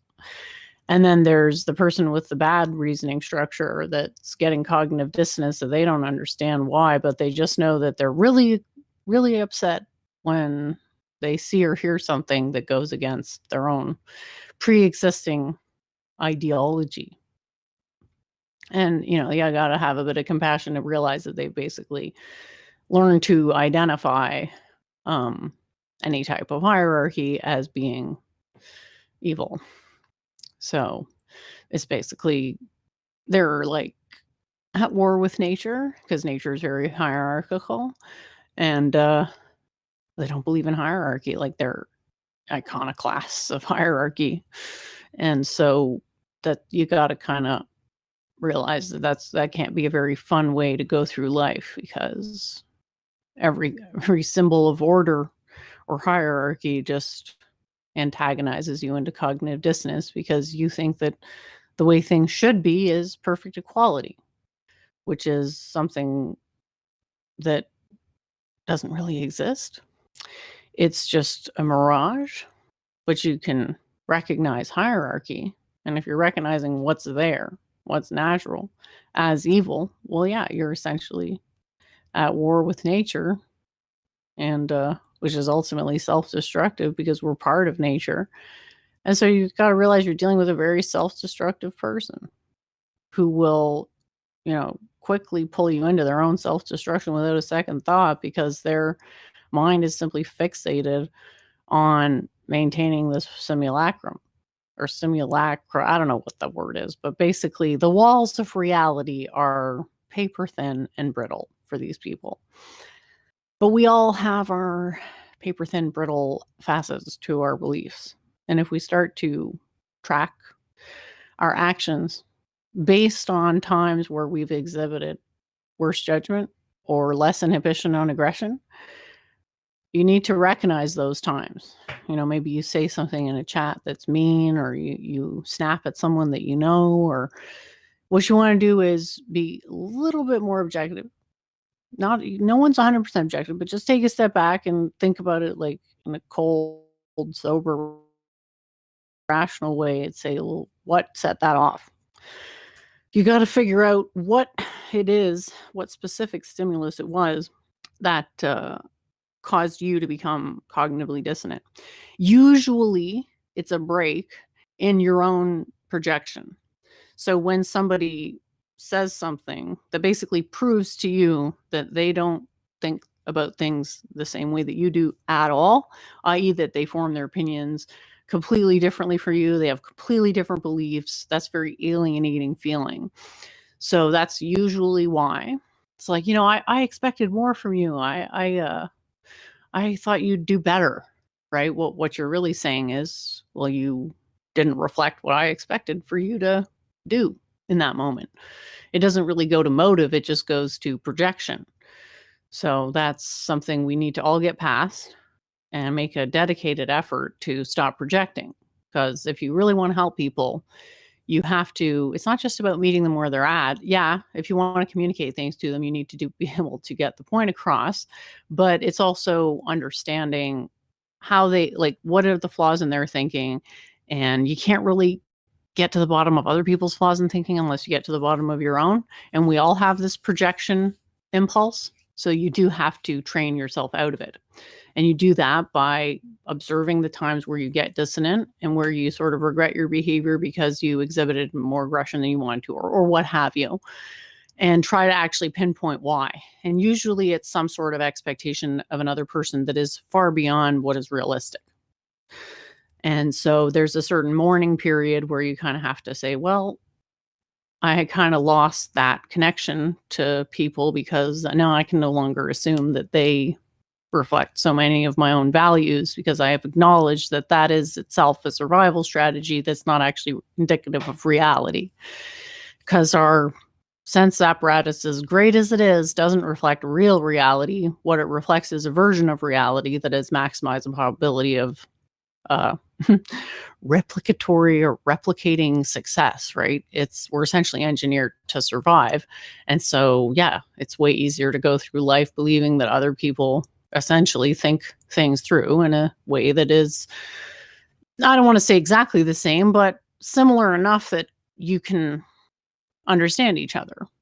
So essentially you have to get past this sort of messiness of realizing that there's this huge barrier to communication simply because people don't all form their opinions in the same manner, and nor can they be reasoned with in the same manner. We all have a certain logic that dictates our thoughts, but what we recognize as patterns differs greatly from one person to another. And only by going into your own, you have to look into your own mind and understand your own proclivities and what it is that triggers you, because no one's perfect. And by losing that blindness to the attributes of yourself, you'll gain more compassion for other people, because you'll realize that life is just so much better when you don't have any illusions about yourself. And Luke Ford kind of talks about this sometimes too, right? Like, you're going to get dissonance if you have an unrealistic expectation of yourself vis-a-vis other people, i.e. your social status. He usually talks about it in terms of social status. But it applies basically to everything. It's just a question of how far are you willing to go? Because if you're constantly getting in fights, what do those fights all have in common? You. And so constantly blaming other people has a limit. There's a limit to how much information you can get out of blaming other people for problems. I'm not saying don't do it. I'm saying there's this whole other range of reasoning that's actually gives you way more information than just scapegoating. So try it sometime. Take responsibility for yourself. Have a higher standard for yourself. Demand of yourself that you will learn who you are for real, rather than just who you wish you were. And you'll find that you can go through life in a much smoother way. Because what's happening outside isn't going to cause you cognitive dissonance. You're only going to get cognitive dissonance when you, well, essentially when you fail to live up to your own standards, which hopefully is never. So that's the very realistic goal. And it doesn't rely on other people so much. I mean, obviously other people play some role in our identity, but at the end of the day, the role other people play for us will improve if we understand ourselves better, and it'll hit a wall if we don't understand ourselves properly. And so look at your own interactions with other people, the pathology that they have. Maybe it seems like there's something wrong with them, and maybe there is, but you're involved in those interactions also. And if you fail to transcend what it is that's holding those interactions back, well, you have to take responsibility that you are allowing this to happen. You're allowing for these bad feelings to flow, and you essentially should have known better. It's unrealistic to expect that you can dissuade someone whose whole identity is this paradigm of self-flagellation in the name of oppressed minorities. You cannot just come in and use facts and logic to invalidate their identity. It doesn't work with people who have religious identity, does it? It doesn't matter if you think you can craft an argument that proves someone's religion to be wrong, quote unquote. It doesn't matter. They don't care. Well, they'll just say you're wrong. And then it's their word against yours, and people do, surprise, surprise, privilege their own opinions above others in their own mind. It's kind of how we're designed. I have no idea what you're talking about, Count de Boreas. I have no idea. You mean the guy, the other Gandalf? I don't really talk to that guy. I don't know too much about him, so your guess is as good as mine. I'm not sure what's going on with Gandalf. Last I think he was actually on Luke's show with Doooovid, is what I heard, but I missed the show, unfortunately, and it's now gone. As far as I can tell, it's not on YouTube. And then someone in the chat said that it was because Luke has decided he's now going to do the Cado Godfrey thing and stream, and then take the stream down, but then re-upload it later. Yeah, seems like a lot of work, honestly, but I guess one can never be too careful these days. So I have to say, I admire Cado Godfrey's banning of Claire in the chat. I'm surprised he hasn't banned Super High Testosterone, because that account is definitely a troll, but maybe he finds his trolling funny. I guess it depends on the person, but yeah, that guy is... it's like it reminds me of the commercial from Idiocracy, where it's like, talking about the Gatorade or whatever the fruit drink was. It's got electrolytes. And that's what it feels like to read that guy's comments, because it's just always all caps and in your face, one-dimensional, quote, right-wing talking points shilling.